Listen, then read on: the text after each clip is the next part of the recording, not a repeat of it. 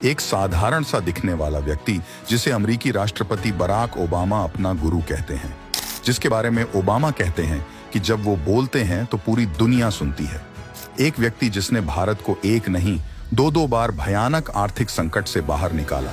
एक व्यक्ति जो विभाजन से पहले पंजाब में जन्मे, बचपन भयंकर गरीबी में बीता, छोटी उम्र में मां को खो दिया, विभाजन के बाद पलायन करके हिंदुस्तान आए, छोटे से गांव से उठकर हिंदुस्तान के प्रधानमंत्री पद तक पहुंचे, मगर सार्वजनिक जीवन में कभी इन कठिनाइयों का रोना नहीं रोया। अभाव इतने कि लालटेन की रोशनी में पढ़ाई की, जज्बा ऐसा कि ऑक्सफोर्ड यूनिवर्सिटी पहुंच गए, इकोनॉमिक्स में डॉक्टरेट की, Punjab university, Delhi university, Delhi school of economics में शिक्षक रहे, यूनाइटेड नेशंस में काम किया, वित्त मंत्रालय में मुख्य सलाहकार रहे और फिर रिजर्व बैंक के गवर्नर बने। 1991 में वित्त मंत्री बने तो भारत गंभीर आर्थिक संकट से गुजर रहा था।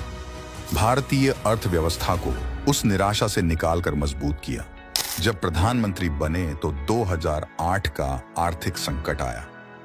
दुनिया की तमाम बड़ी अर्थव्यवस्थाएं भरभरा कर गिर रही थी और भारत अंगद की तरह पैर जमाकर खड़ा था।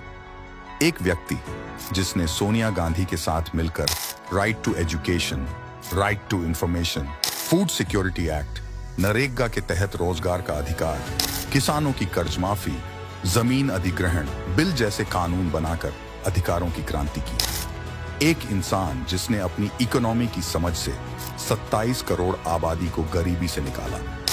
सार्वजनिक जीवन में गरिमा और शुचिता की मिसाल।